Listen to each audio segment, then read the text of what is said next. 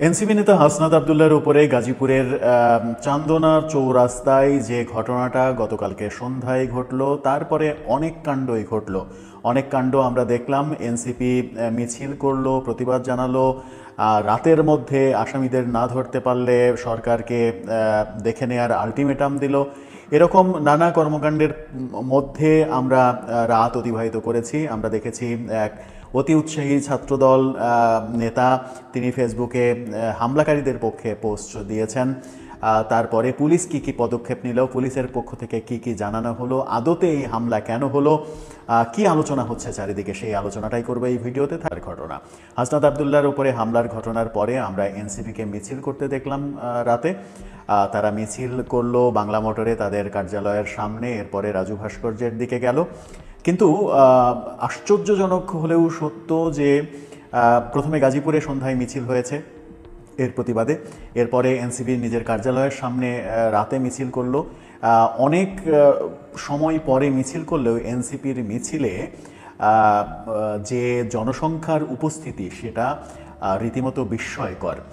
এর আগে রাজু ভাস্কর্যে ডাকলেই রাজুতে আয়, কি হয়েছে রাজুতে আয়, এই কথা বললেই বৈষম্য বিরোধী আন্দোলনের সময় রাজুতে হাজার হাজার ছাত্র জনতার উপস্থিতি দেখা যেত। কিন্তু এবার হাসনাত আবদুল্লাহ আক্রান্ত হওয়ার পরেও সেই পরিস্থিতি আমরা দেখলাম না। মিছিলে খুবই স্বল্প সংখ্যক লোক দেখা গেল, এবং বাংলা মোটরের যে মিছিলটা আমরা দেখলাম সেই মিছিলের সম্মুখভাগে বরং সাংবাদিক এবং ইউটিউবারের সংখ্যাই মনে হচ্ছিল যে বেশি।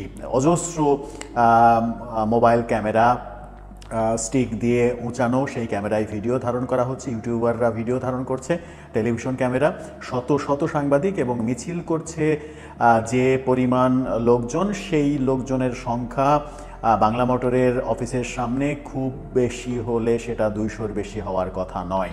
এরকম পরিস্থিতি কেন হলো সেটাও অবাক করার মতো ঘটনা। কারণ এই ছাত্র নেতাদের ডাকে আমরা দেখেছি বৈষম্য বিরোধী আন্দোলনের সময় সাড়া দিতে সবাইকে হাজার হাজার ছাত্র জনতা জড়ো হয়েছে, যেখানে ডেকেছে সেখানেই জড়ো হয়েছে। কিন্তু এখন জনপ্রিয়তায় ভাটা পড়েছে বলেই মনে হচ্ছে। নানা রকমের বিতর্কিত কর্মকাণ্ডের ফলে এনসিপি নানা রকমের সমালোচনার মধ্যে রয়েছে। তার একটা ছাপ এবার স্পষ্ট বোঝা গেল যে মিছিলটা দীর্ঘ হলো না, এটা এনসিপির জন্য বেশ হতাশাজনক। সেই হতাশার মধ্যেই তারা মিছিল করেছে, সরকারকে আলটিমেটাম দিয়েছে রাতের মধ্যেই আসামি ধরতে হবে। কিন্তু পুলিশ কি বলছে? হাসনাত আবদুল্লাহর উপরে হামলায় পুলিশ কি বলছে? দৈনিক কালবেলা এই ব্যাপারে যেটা বলেছিল, প্রথমে পুলিশের আরও আপগ্রেড আছে সেটা আমরা জানাচ্ছি। কালবেলা বলেছিল, গাজীপুর মহানগর পুলিশের উপকমিশনার রবিউল ইসলাম বলেছেন, হাসনাত আবদুল্লাহর উপরে হামলার ঘটনায় সিসিটিভি ফুটেজ পর্যবেক্ষণ করে দেখছি, দায়ীদের ধরতে পুলিশের একাধিক টিম কাজ শুরু করেছে। এদিকে ঠিক কী কারণে হাসনাত আবদুল্লাহর ওপরে গাজীপুরে হামলা হয়েছে, কিংবা গাজীপুরে কী কারণে হাসনাত আবদুল্লাহ গিয়েছিলেন, এটা এনসিপি নেতারা এমনকি পুলিশও বলতে পারেনি। গাজীপুরে আসলে কি কারণে গিয়েছিলেন হাসনাত আবদুল্লাহ, এনসিপি নেতারাই বা জানলেন না কেন হাসনাত আবদুল্লাহর গাজীপুরে যাওয়ার এই তথ্য? এই কথাটা বলছে দৈনিক কালবেলা। তারা এনসিপি নেতাদের সঙ্গে কথা বলে জেনেছে যে কেন গাজীপুরে গিয়েছিলেন হাসনাত আবদুল্লাহ, সেটা এনসিপি কর্মীরা গাজীপুরের কেউ জানেন না। এটা বেশ হতাশাজনক। এরপরে একটা মজার কাণ্ড ঘটেছে, সেটা হচ্ছে যে বিএনপির একজন কর্মী, ছাত্রদলের একজন নেতা হাসনাত আবদুল্লাহর উপর হামলার পরে তিনি ফেসবুকে একটা বিতর্কিত পোস্ট দিয়েছেন। তিনি সার্জিস আলমের দেয়া হাসনাত আবদুল্লাহকে নিয়ে সেই পোস্টটা শেয়ার করে লিখেছিলেন, সবাই দ্রুত এগিয়ে যান, যারা হামলা করেছে তাদেরকে সাহায্যের জন্য হাত বাড়ান। পরবর্তীতে অবশ্য তিনি সমালোচনার মুখে সেই পোস্ট, উৎস তার নাম, সেই পোস্ট তিনি ডিলিট করে দেন। কিন্তু কেন এই পোস্টকে নিয়ে দৈনিক কালের কণ্ঠ এটা নিশ্চিত করছে যে এই ঘটনাটা ঘটেছে। আমরা তার স্ক্রিনশটটাও পেয়েছি, সেই স্ক্রিনশটটাও আপনারা দেখে নিতে পারেন। সেই ঘটনার পরে নিজের পোস্ট নিজেই ডিলিট করে আরেকটা পোস্ট দিয়েছেন তিনি। সেখানে তিনি লিখেছেন যে হাসনাত আবদুল্লাহর উপরে হামলাকারীদের সহায়তার জন্য আহ্বান জানানো তামিম তামজিদ উৎস।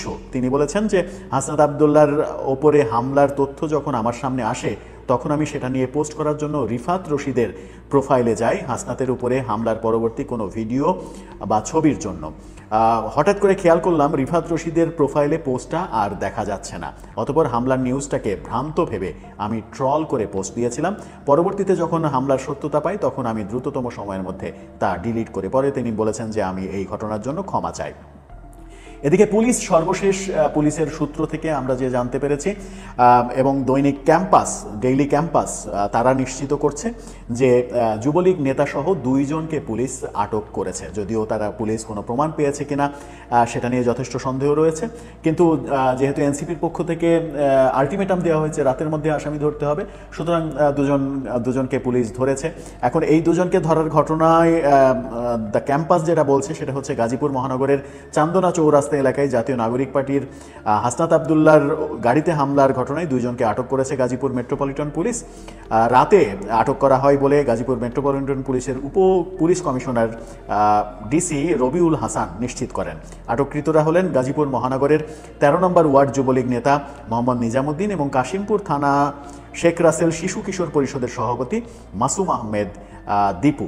ডিসি রবিউল জানান যে সন্ধ্যায় চান্দনা চৌরাস্তা এলাকায় মোটরসাইকেল যোগে দুর্বৃত্তরা এসে পেছন থেকে এনসিপি নেতা হাসনাতের গাড়িতে হামলা চালায়। এতে গাড়ির কাঁচ ভেঙে যায়। চালকের ভাষ্যমতে হামলাটি ছিল সুপরিকল্পিত। পুলিশ এই সুপরিকল্পিত বলছে, কিন্তু পুলিশ যাদেরকে গ্রেপ্তার করেছে তাদের এর সঙ্গে সম্পৃক্ততা আছে কিনা তার কোনো প্রমাণ গণমাধ্যমে হাজির করতে পারেনি। এই পুলিশই সন্ধ্যায় জানিয়েছিল যে তদন্ত চলছে, সিসিটিভি ফুটেজ থাকলে সেগুলো চেক করা হবে, চেক করে জানানো হবে, কিন্তু আমরা তার পরবর্তীতেই দেখলাম 2 জনকে গ্রেপ্তার করা হলো। এই ঘটনা যেন আবার কোনো জজমিয়া নাটক না হয় সেই প্রত্যাশা সকলেরই থাকবে, কারণ আমরা বাংলাদেশের জজমিয়া নাটক দেখতে অভ্যস্ত। যেহেতু এনসিপি থেকে বলা হয়েছে, আলটিমেটাম দেওয়া হয়েছে রাতের মধ্যে ধরতে হবে, সেহেতু যেন তেনভাবে কাউকে ফাঁসিয়ে দিয়ে পুলিশ দায় সারা কাজ যেন না করে সেই ব্যাপারে সচেতন থাকতে হবে, কারণ আমরা কোনোভাবেই এত বড় একটা ঘটনাতে জজমিয়া নাটক দেখতে চাই না। ছাত্র দলের যে নেতা উৎস, যিনি ফেসবুকে এরকম পোস্ট দিয়েছেন, তাকে গ্রেপ্তার করার কোনো ঘটনা আমরা শুনিনি কিংবা দেখিনি। তিনি ক্ষমা চেয়েছেন, তাকে গ্রেপ্তার করার কোনো কারণও হয়তো থাকতে পারে না, কিন্তু ছাত্রলীগ এবং যুবলীগ তাদেরকে গ্রেপ্তার করা হলো। অর্থাৎ হাসনাত আবদুল্লাহর উপরে ঘটনা মানেই এটা ছাত্রলীগের কাজ, এটা আওয়ামী লীগের কাজ, এটা ধরে নিয়েই হয়তো পুলিশ সেই পথে এগিয়েছে। যদি ধরে নিয়ে এগোয় তাহলে তদন্ত কার্যক্রম ব্যাহত হতে পারে। সঠিক তদন্ত করে সঠিক মানুষকে বের করে তাকে শাস্তির মুখোমুখি করা হবে, এটাই সকলের প্রত্যাশা। কিন্তু হাসনাত আবদুল্লাহর এই হামলাকে নিয়ে নানা রকমের আলোচনা চলছে। অনেকে সামাজিক যোগাযোগ মাধ্যমে তার যারা বিরোধী পক্ষ তারা লেখালেখি করছেন যে করিডোর নিয়ে সরকার যে বিব্রতকর পরিস্থিতিতে রয়েছে সেই ব্যাপারটা মানুষ যেন ভুলে যায়, সেই কারণে হাসনাত আবদুল্লাহ এরকম একটা নাটক সাজিয়েছেন, এই নাটক করেছেন। আবার বলছেন যে নিজেদের রাজনীতি যখন বিতর্কের মুখে, এনসিপির রাজনৈতিক অবস্থা খুবই খারাপ, তখন সেই বিতর্কগুলোকে পেছনে ফেলার জন্য এরকম একটা নাটক সাজানো হয়েছে যে তাদের উপরে হামলা হচ্ছে এবং এই হামলাকে কেন্দ্র করে যেন আওয়ামী লীগ এবং তার অঙ্গ সংগঠন সবাইকে নিষিদ্ধ করাটা সহজ হয়। এরকম নানা আলোচনা আমরা শুনছি, কিন্তু কোনো আলোচনায় আসলে দৃষ্টিপাত করতে চায় না। একটা দিকেই দৃষ্টিপাত করতে চাই, সেটা হচ্ছে যে পুলিশ সঠিক তদন্তের মাধ্যমে খুঁজে বের করবে যে এই হামলার নেপথ্যে কি আছে, আসলে রহস্যটা কি। পেছনে যত গূঢ় রহস্যই থাকুক না কেন, সহজ ব্যাপার হলে তো খুবই সহজ, কিন্তু পেছনে যদি কোনো রাজনীতি থাকে, কোনো অপরাজনীতি থাকে, সেটাও সাহসিকতার সাথে পুলিশ বের করবে এবং জনগণকে পুলিশ জানাবে যে ঘটনার পেছনে মূলত তথ্য প্রমাণ সহ এই হলো পেছনের ঘটনা, এবং সেই প্রত্যাশাতেই আমরা রয়েছি।